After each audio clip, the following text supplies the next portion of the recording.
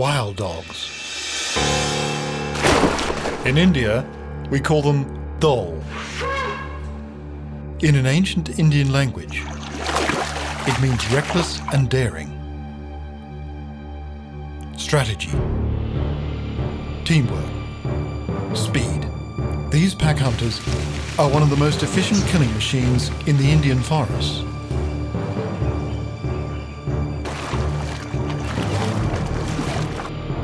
The tiger and leopard have their place, but for me, the dhole reigns the supreme hunters.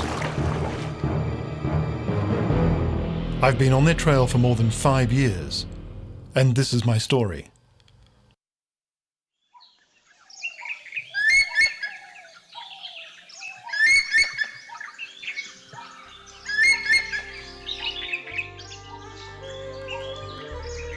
I am Krupaka. I've been filming in the forests of the Nilgiri Mountains for over 15 years.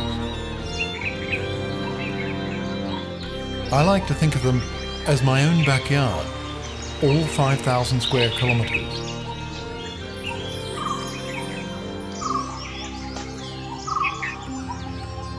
I've filmed the intimate lives of most animals here, but the one I would like to film most always eludes me.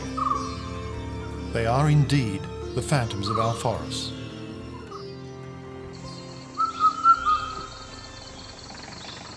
Although I've been following the dhole for the past 5 years, I never had much success.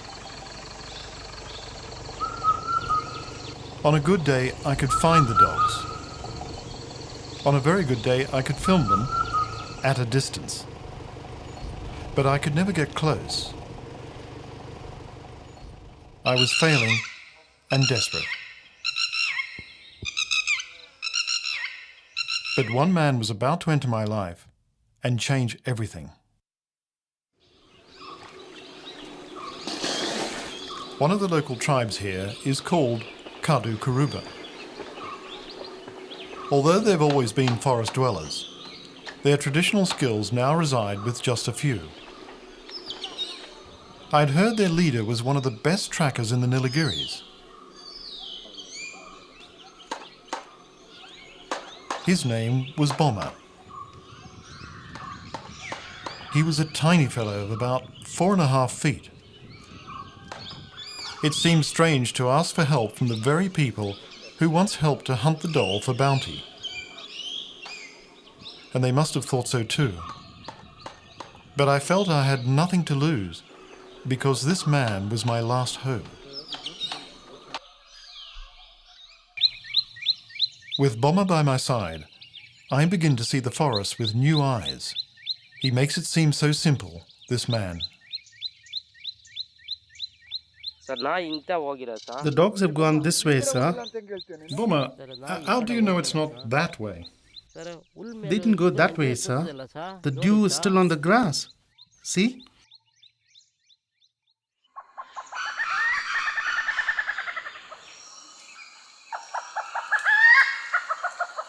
This day began like any other.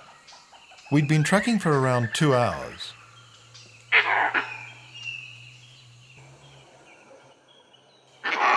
And then, alarm calls from the ever-watchful landrace.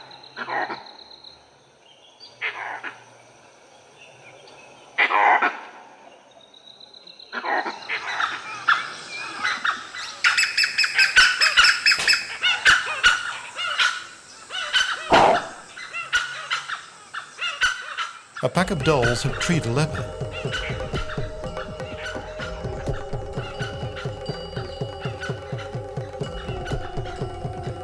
Although thrice the size of a dhole, the big cat knows it wouldn't stand a chance on the ground.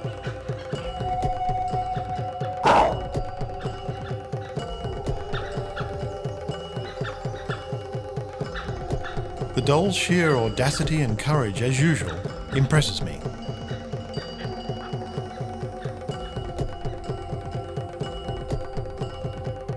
The dogs take up watch for an hour or so, and then lose interest.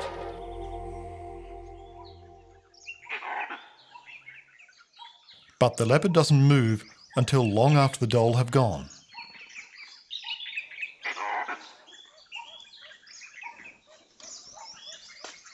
When the coast is clear, he descends with as much dignity as he can muster.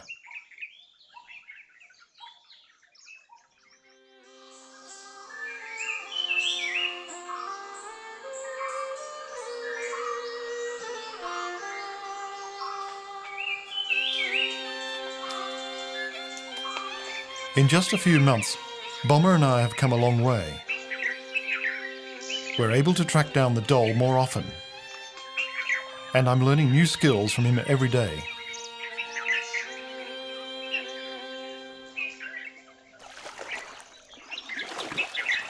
We've been following one particular dhole pack, and they're beginning to tolerate our presence. Phantoms have become individuals. We're now familiar with every member of the pack. It comprises 6 pups and 4 adults. This is the alpha male. He's 6 years old. At times he can seem a little cranky, but it's all bluff. That's the alpha male's first lieutenant. 5 years old, he carries a no-nonsense air about him. That young fellow is the third male. At 2 years old, he's just a teenager. But for the pups, he's a mentor, their favourite uncle.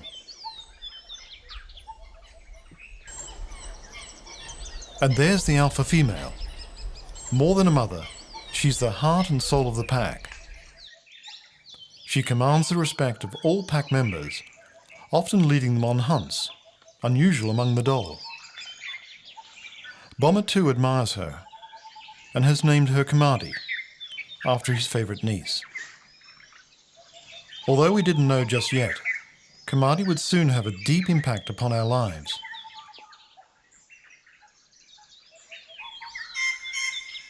It's late morning, and the dogs take their siesta. The dhole dislike the heat of the sun intensely, and whenever possible, they keep to the shade. It's crucial to conserve energy for their high-speed hunts.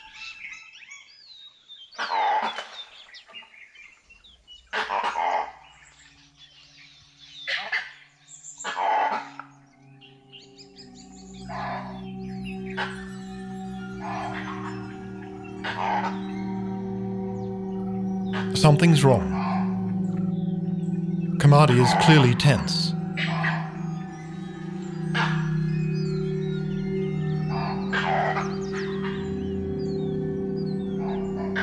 An enemy is on the prowl nearby.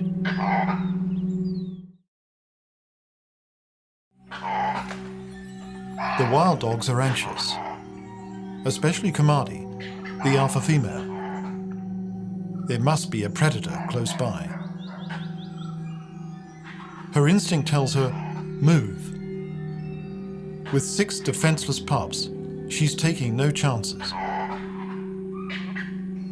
The dog's actions have alerted us to the presence of a tiger nearby.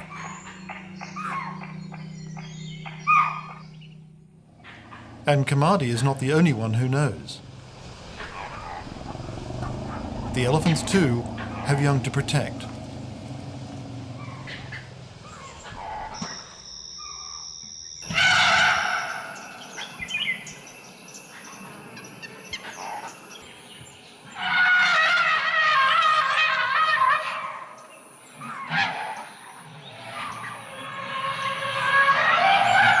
It's not unknown for tigers to kill elephant calves.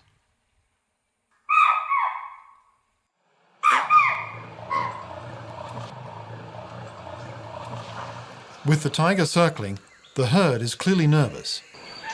They move away, only to blunder into the dhole.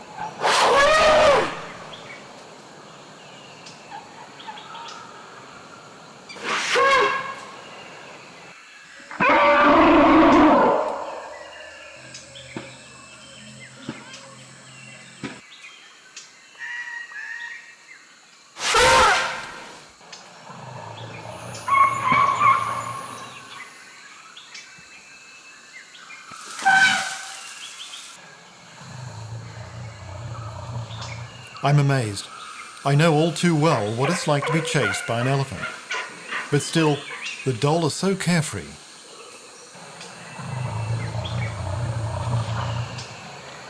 After the pups have had their bit of fun, the dogs move off.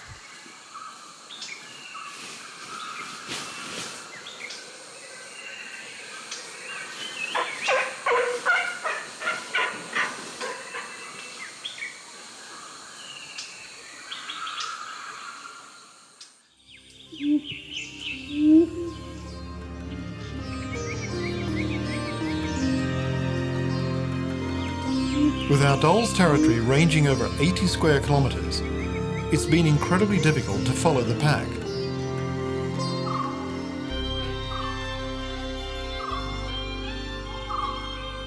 That's why it's so important for us to be accepted by Kamadi and the alpha male.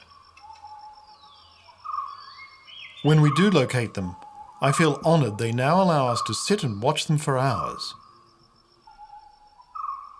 In the Indian forests, it's rare that wild animals tolerate the presence of humans.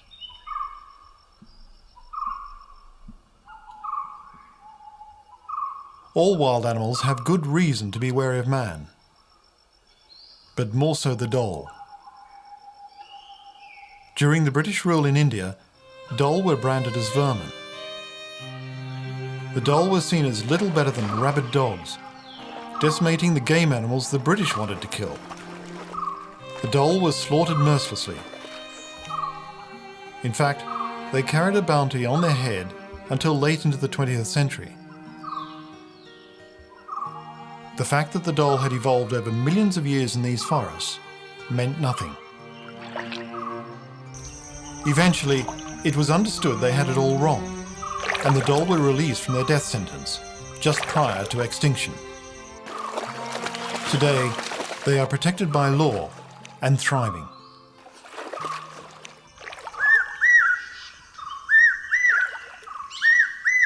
It's May. The pre-monsoon has brought the first showers. The days are hot and sultry. But beneath the canopy, the forest is greening after the long dry season. The youngsters are now 6 months old. The growing pups are always hungry, and they're demanding food again.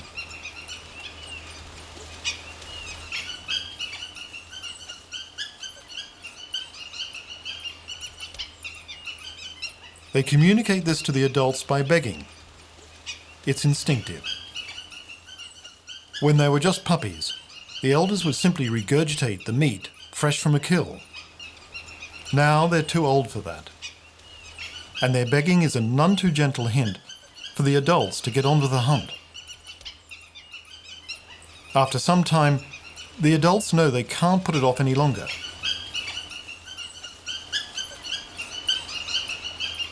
Kamadi makes the decision, and the pack sets off. The other large predators in these forests lie in wait for their prey, but the dhole go looking for theirs. The dogs' teamwork and their hunting strategies are crucial to their success. Several kilometers later, they target their victim. This time it's their favorite game, chittle or spotted deer.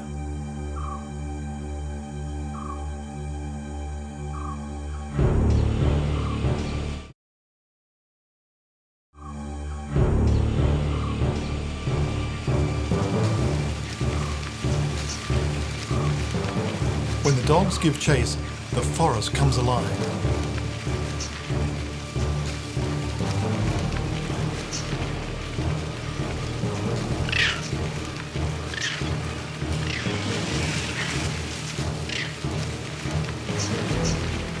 The dogs literally run their victim to exhaustion through a high-speed chase.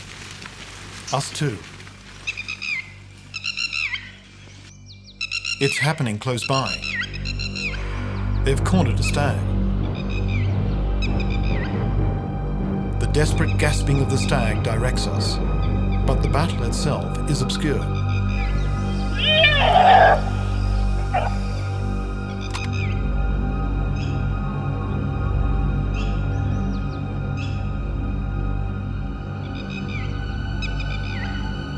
There's Kamadi, blood in her mouth.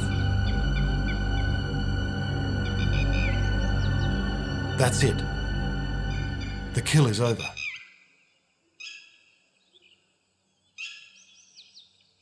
Kamadi hears the first lieutenant calling to the pups who are waiting in the wings.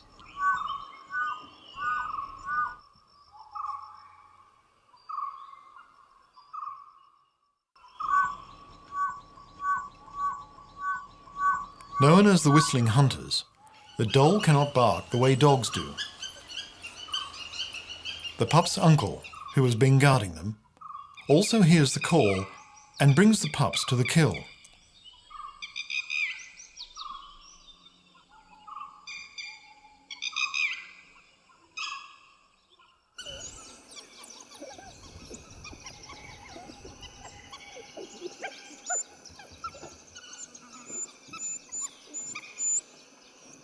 The adults let the pups eat first.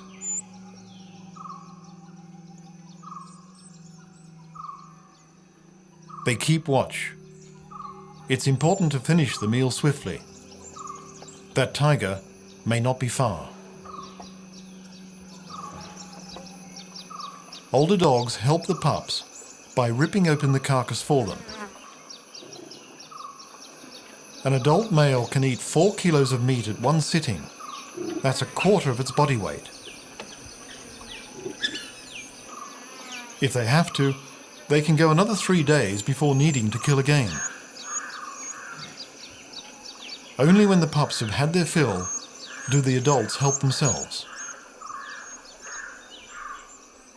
I am touched. There is so much emotion in the world of predators. After the high-speed chase, the hunters are exhausted. And having to eat so quickly, they've had little chance to catch their breath. It's been an action-packed morning, and as always, the dhole take a dip in a nearby pool after the meal. In this tropical heat, it's the ultimate luxury.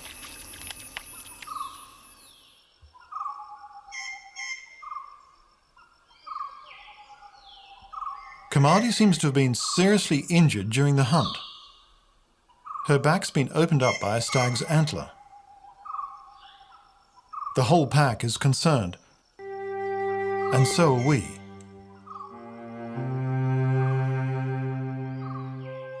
Hunting injuries are one of the major causes of death. If Kamadi dies, the pack could fall apart.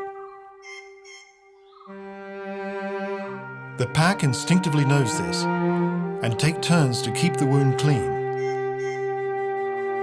Such strong bonds in these social animals never cease to amaze me. We hope she recovers fast.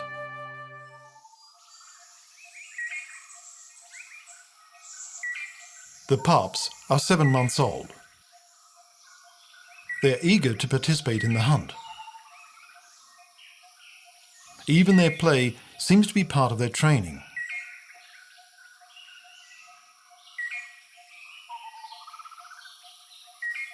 But Kamadi's injury doesn't prevent her from continuing the pups' hunting tuition.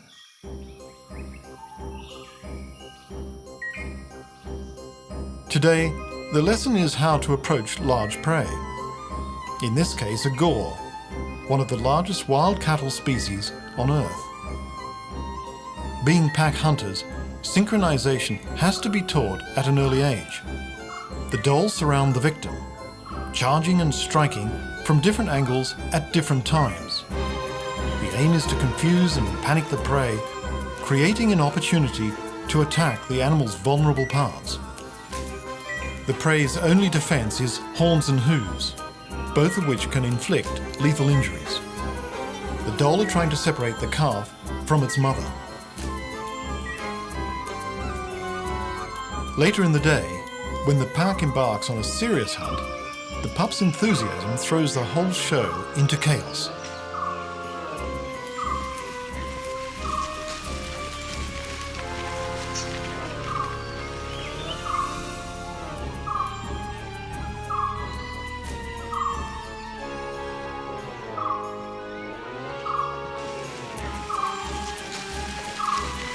At least this young pup learns one valuable lesson. When in doubt, do nothing.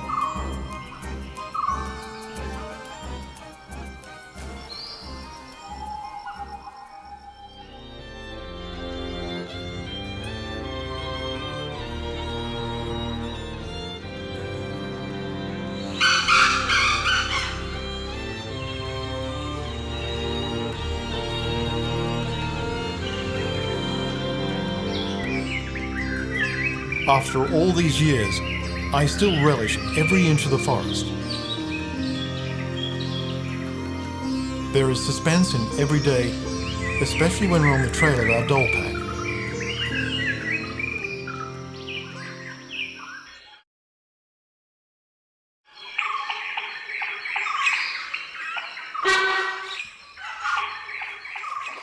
It was the alarm call of the sambar deer that first caught our attention.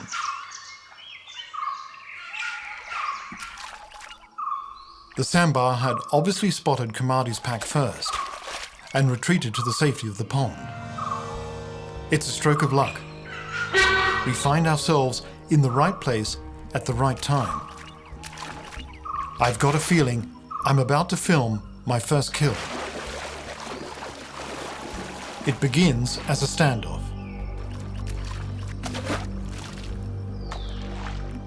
And develops into a test of nerves.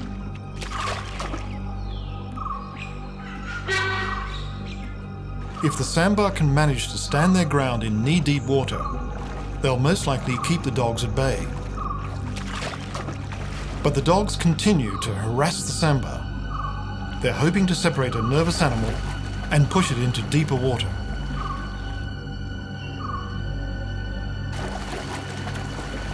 Now, it's a waiting game.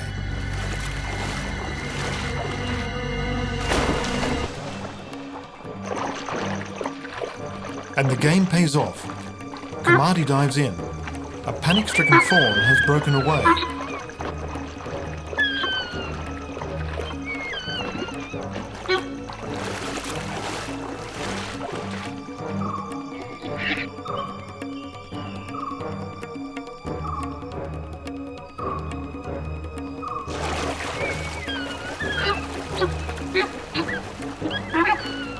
But something odd is going on. Kamadi has given up. And so has the rest of the pack. What's happening? They're leaving.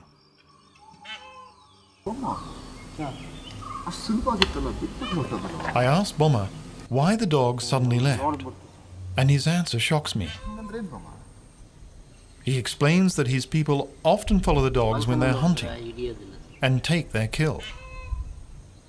He tells me they've done that for ages.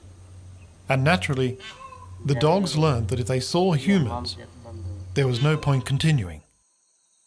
They just abandoned the hunt.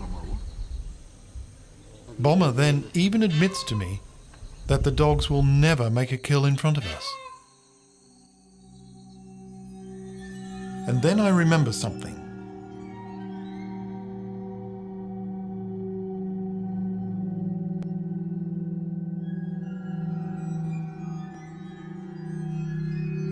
And I begin to understand.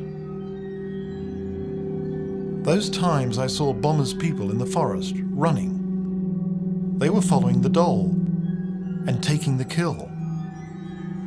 Apparently, it's always been that way.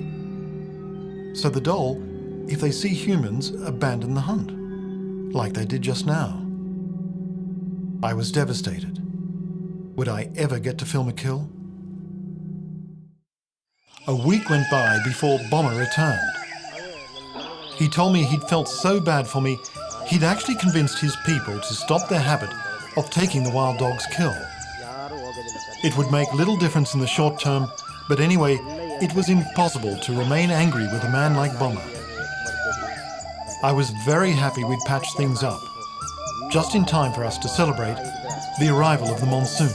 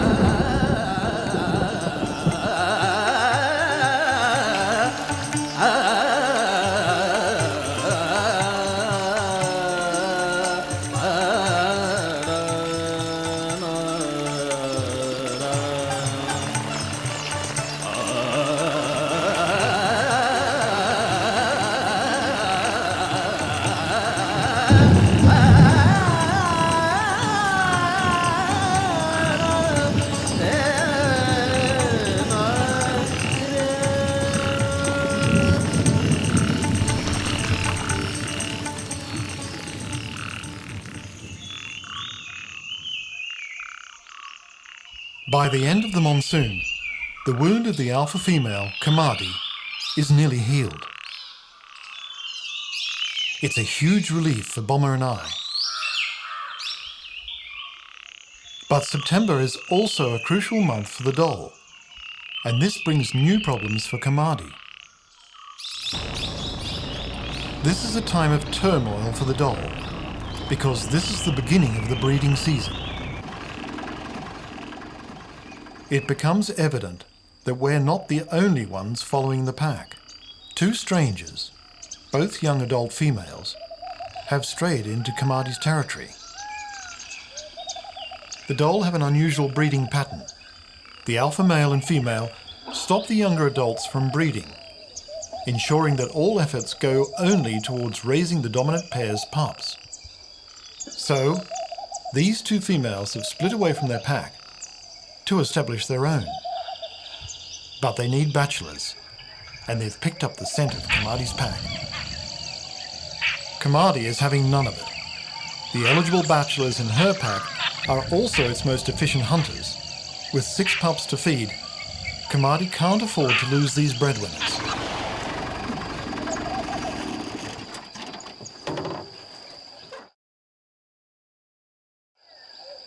The females persist.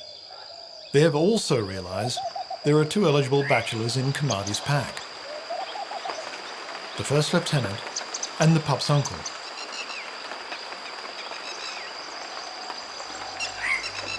They have strayed tantalizingly close to the pack today. I hold my breath as Kamadi approaches them. She looks determined.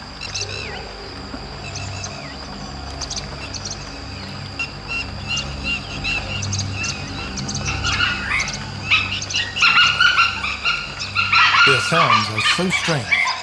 I've never heard anything like this before. I wonder what's happening to the females.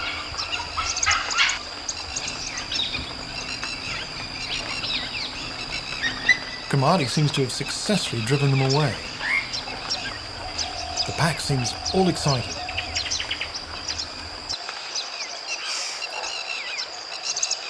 But one female is not giving up. She's back. She's probably ensuring the bachelors get the message loud and clear.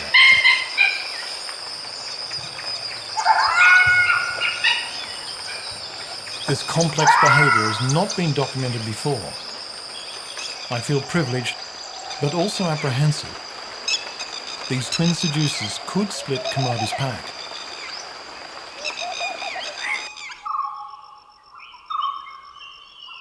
September 26th. The pups have reached adolescence.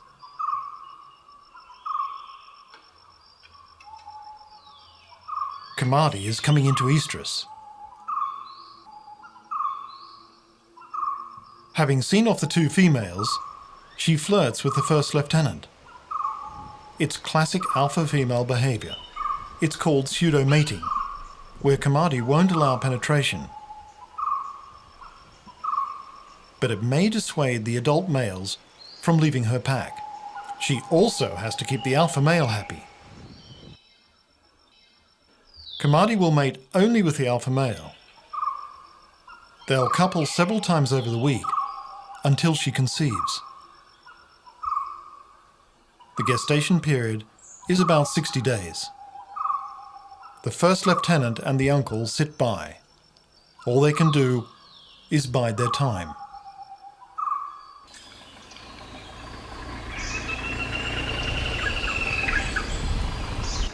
Although we'd managed to get closer to the dogs than I'd ever dared hope, there was still that key element of the story that was missing: the kill. It was disappointing, and there seemed no way around it. And then, one evening, we get another chance. We're returning home after not seeing the dogs for the second day running. We hear alarm calls from the east and turn in their direction.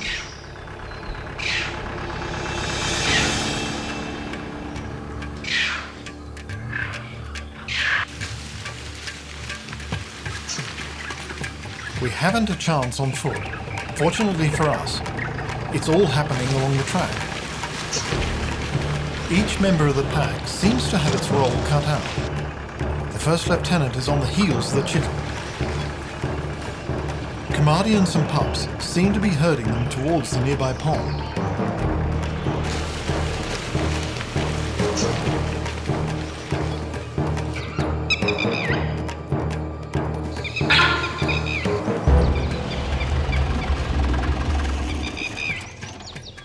By the time we catch up, the alpha male and the other pups have already taken up their positions around the pond.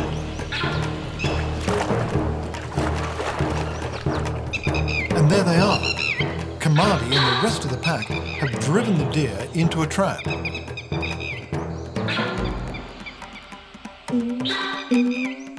This time we keep low. I'm not taking a chance.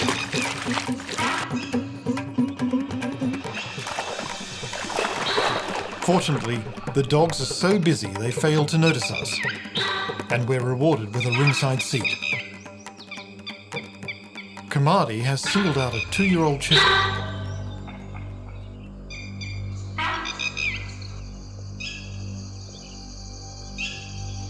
The pups are now old enough to join the fray. They surround the pond and block the exits.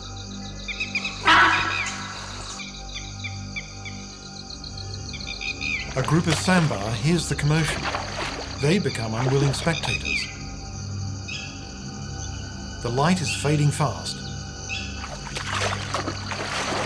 As the chittle approaches the sambar, seeking security in numbers, they mistake it for a dog and drive it back into the pond. It was exactly what the alpha male wanted.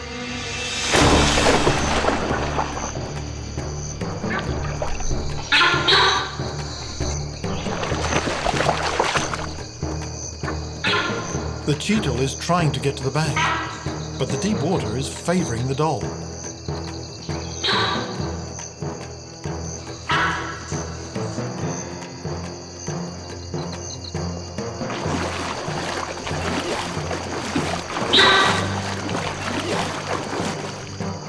The experience of the alpha male is shown. It terrorizes the cheetle into swallowing water before the final strike. And there it is.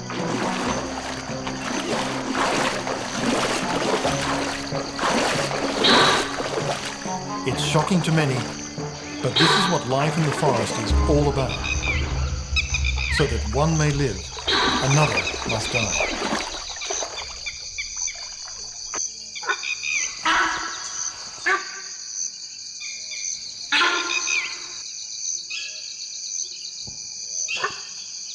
The whole drama has taken around 20 minutes, but to me, it feels like seconds.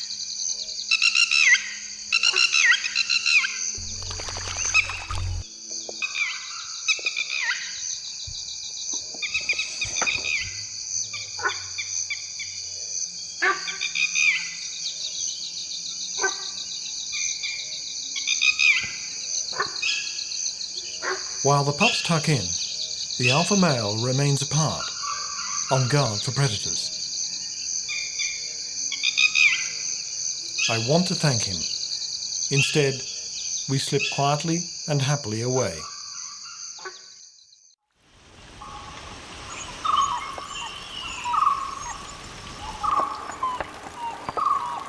Just 3 days later, we come across the pups crying.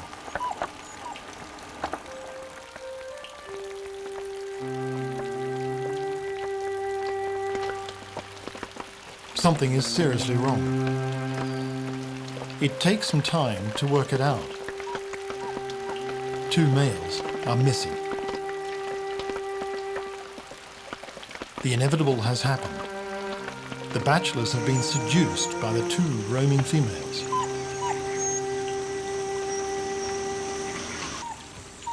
The pups look crestfallen. They have neither played nor slept a wink today. Their uncles have left them. Kamadi too looks listless and distracted.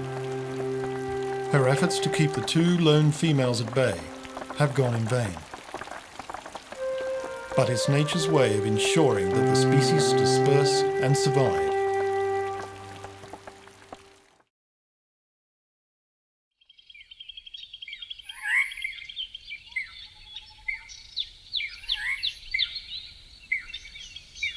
Early November. Great news. Kamadi is pregnant. The pack is extensively roaming and marking the borders of its large territory. This is making it difficult for us to track them.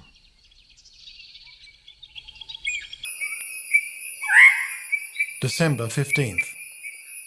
After the highs of the past few months, the latest dilemma feels like a body blow. Kamadi and her pack have disappeared. We have not seen nor heard them for over a month. Their territory is around 80 square kilometers. We haven't a hope of searching such a larger area ourselves. Bomber, though, remains optimistic. He knows the dhole are very secretive when denning. Kamadi must have littered by now. It's a hard slog, but we just have to keep searching.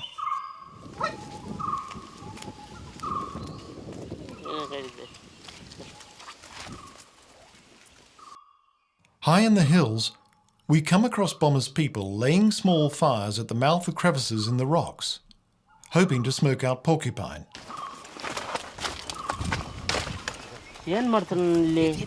He pleads with them to stop, explaining they could stumble across the dhole den and disturb them. They're not happy, but Bomber is both polite and persuasive, and they agree in the end.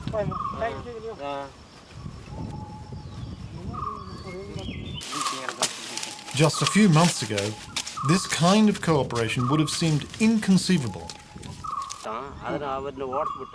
In fact, it surprises Bomber even more than me. Now and then, we find what seems to be a clue, and then it leads nowhere.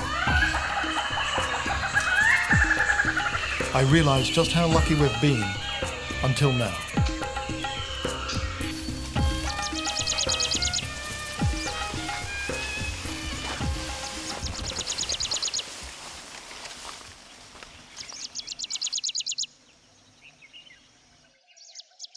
The pug mark of a tiger, and fresh too.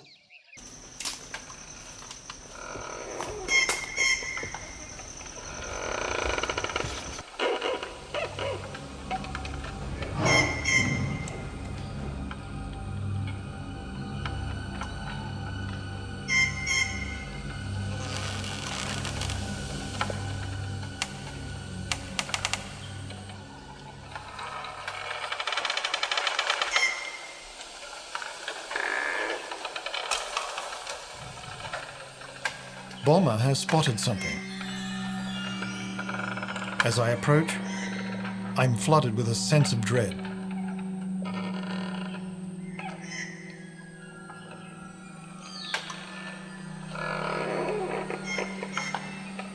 We recognize him immediately. It's one of Kamadi's pups, now a year old.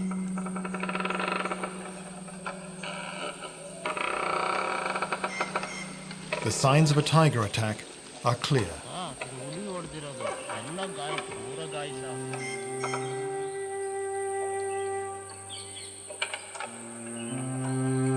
Bomber believes it could have been the guard dog at Kamadi's den. The den must have been somewhere close.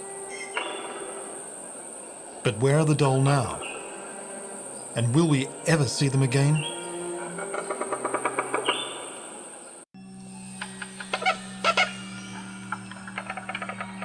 The pup killed by the tiger has been a shocking discovery. It's given our search a real urgency. In desperation, Bomber comes up with an extraordinary idea that, at any other time, would seem completely mad. He assembles the men of his hamlet, and I explain our predicament. Could they take some time out and please help us with our search for the dhole? Something in our faces and my little speech must have touched them. With renewed hope, we set off in all directions.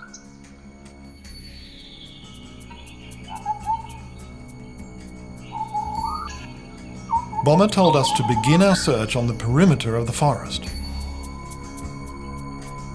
Experience told him that after the incident with the tiger, Kamadi wouldn't take any chances. She'd den where she knew tigers feared to roam. We are covering yet again the same ground, a few kilometers from where we found the dead pup.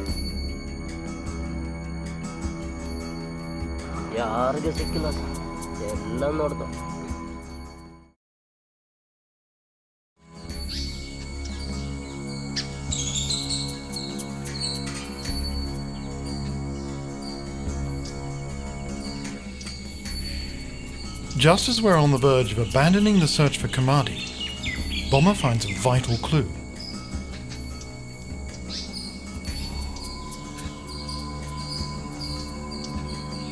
Dhole scats. The pack must be somewhere close by.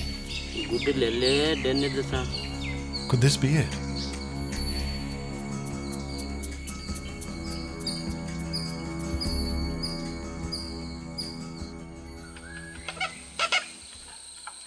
Their tracks lead us downhill to a bamboo grove.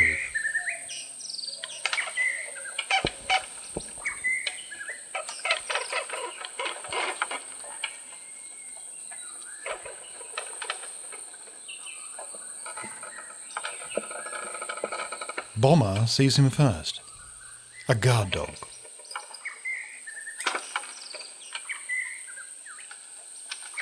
We don't want to alarm him, and we move to another vantage point.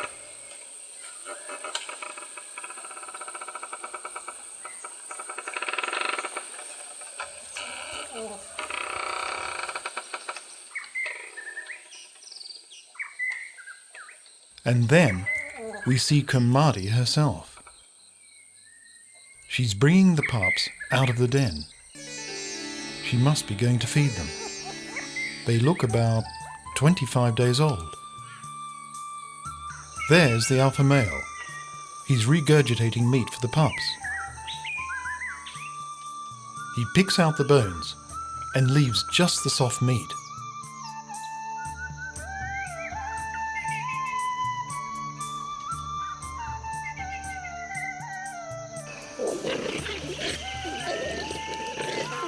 The guard dog has joined them. It's the pack's responsibility to feed him, even though there's a slight disagreement.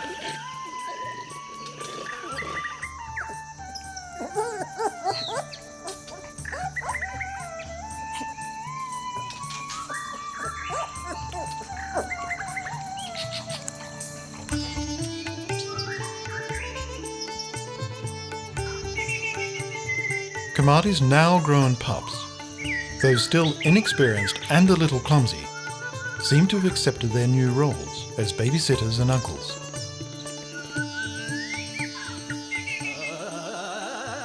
Words cannot describe what we feel at this moment.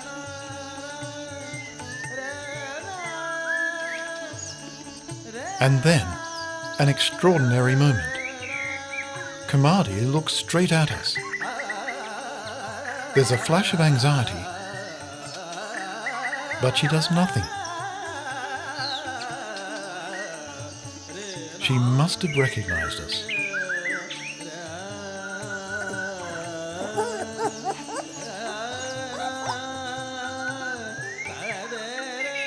This is the ultimate prize.